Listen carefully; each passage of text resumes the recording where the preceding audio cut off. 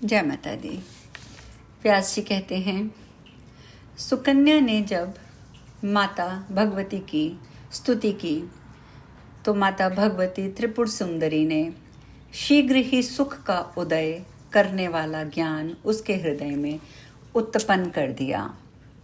तदंतर मन में निश्चय करके साध्वी सुकन्या ने समान रूप तथा अवस्था वाले उन तीनों पर भलीभांति दृष्टिपात करके अपने पति का वर्ण कर लिया।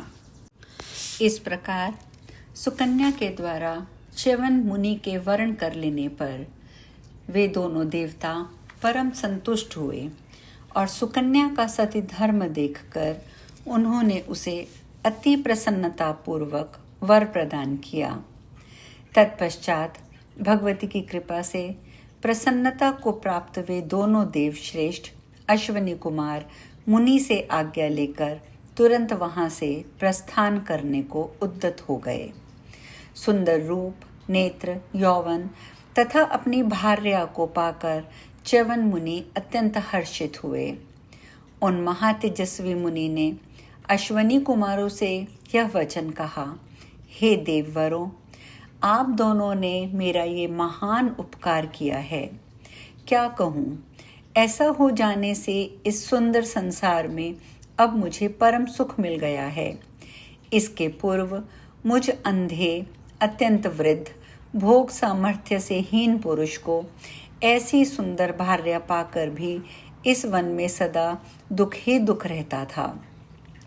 आप लोगों ने मुझे नेत्र, युवावस्था तथा अद्भुत रूप प्रदान किया है। अतः मैं भी आपको कुछ उपकार करूं, इसके लिए आपसे प्रार्थना कर रहा हूं। हे देव, जो मनुष्य उपकार करने वाले मित्र का किसी प्रकार उपकार नहीं करता, उस मनुष्य को धिक्कार है। ऐसा मनुष्य पृथ्वी लोक पर अपने उपकारी मित्र का ऋणी होता है। अतएव हे देवेश्वरों, मुझे नूतन शरीर प्रदान करने के आपके ऋण से मुक्ति के लिए मैं इस समय आपकी कोई अभिलक्षित वस्तु आपको प्रदान करना चाहता हूँ। मैं आप दोनों को वह अभीष्ट वस्तु प्रदान करूँगा जो देवताओं और दानवों के लिए भी अलभ्य है। मैं आप लोगों को इस उत्तम कार्य से मैं बहुत प्रसन्न हूँ। अब आप लोग अपना मनोरथ व्यक्त कीजिए। च्यवन मुनि का वचन सुनकर परस्पर विचार विमर्श करके दोनों अश्वनी कुमार सुकन्या के साथ बैठे हुए मुनि श्रेष्ठ से कहने लगे, हे मुने, पिताजी की कृपा से हमारा सारा मनोरथ पूर्ण हो चुका है, किंतु देवताओं के साथ सम्मिलित होकर सोम रस पीने की हमारी इच्छा शेष रह गई है। एक बार सुमेरु पर्वत पर ब्रह्मा जी के महायज्ञ में इंद्रदेव ने हम दोनों को वैद्य कहकर सोम पात्र ग्रहण करने से रोक दिया था। अतएव हे धर्मज्ञ, हे तापस, यदि आप समर्थ हों तो आप ये हमारा कार्य कर दीजिए। हे ब्राह्मण, हमारी इस प्रिय इच्छा पर विचार करके आप हम दोनों को सोमपान का अधिकारी बना दीजिए। सोमपान की अभिलाषा हमारे लिए अत्यंत दुर्लभ हो गई है, वह आपसे शांत हो जाएगी।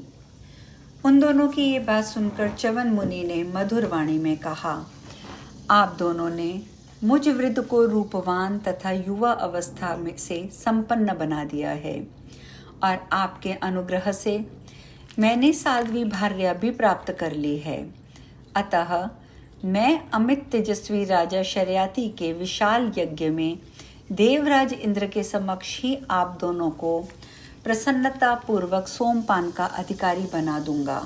मैं ये सत्य कह रहा हूँ। ये बात सुनकर अश्वनी कुमारों ने हर्षपूर्वक स्वर्ग के लिए प्रस्थान किया और च्यवन मुनि अपनी भार्या सुकन्या के साथ अपने आश्रम पर चले गए।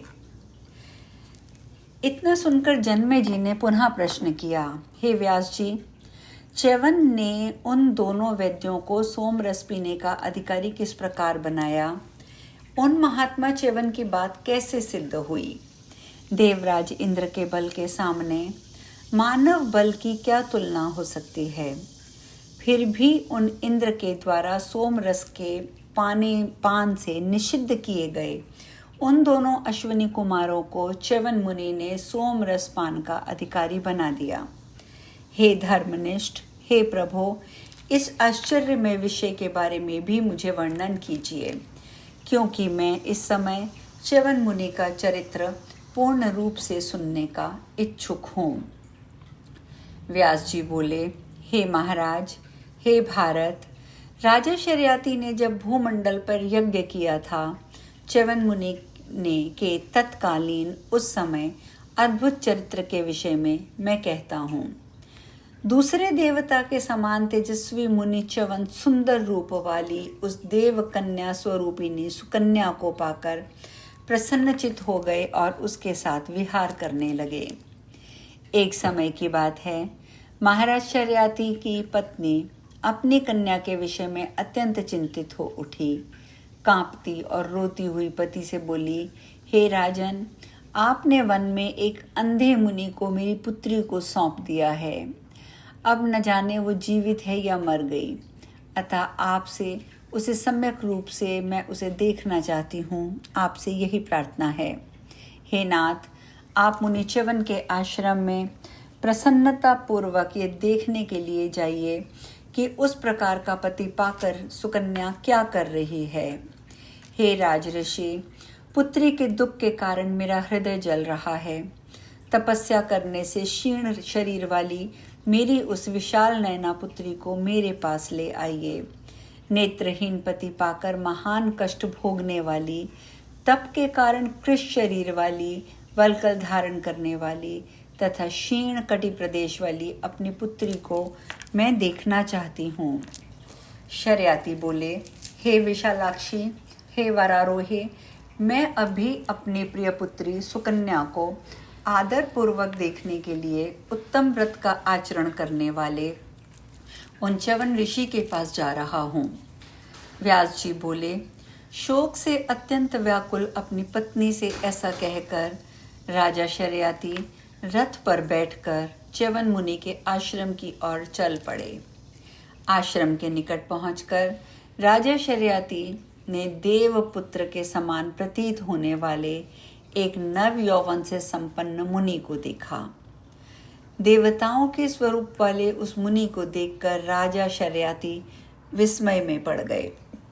वे सोचने लगे कि मेरी पुत्री ने लोक में निंदा कराने वाला ये कैसा नीच कर्म कर डाला।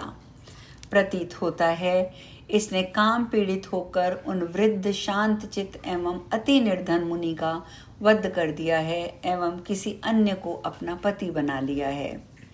यह कामदेव बड़ा दुस्सह है और युवावस्था में तो विशेष रूप से और भी दुस्सह हो जाता है। इस पुत्री ने तो मनुवंश में बड़ा भारी कलंक लगा दिया। जिस मनुष्य की पुत्री ऐसा नीच कर्म करने वाली हो, संसार में उसके जीवन को धिक्कार है।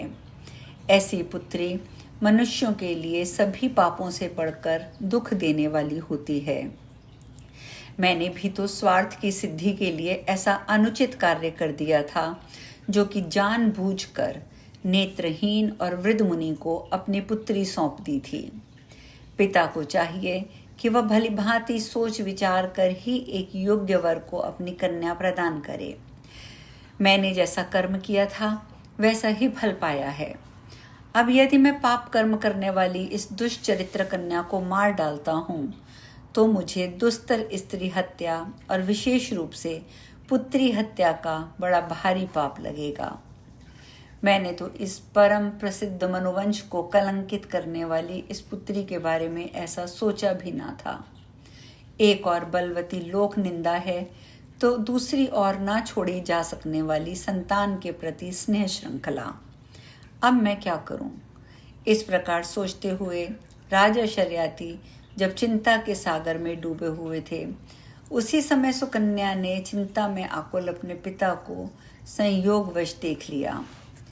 उन्हें देखते ही प्रेम से परिपूर्ण हृदय वाली वह सुकन्या अपने पिता राजा शर्याति के पास गई और वहां जाकर उनसे पूछने लगी, हे राजन, कमल के समान नेत्र वाले बैठे हुए इन युवा मुनि को देखकर चिंता के कारण व्याकुल मुखमंडल वाले आप इस समय क्या सोच रहे हैं?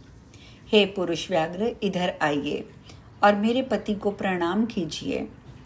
हे मुनिवंश राजेंद्र, इस समय आप शोक मत कीजिए। आज हम कथा में यहीं विश्राम लेंगे। शेष कल। जय माता दी।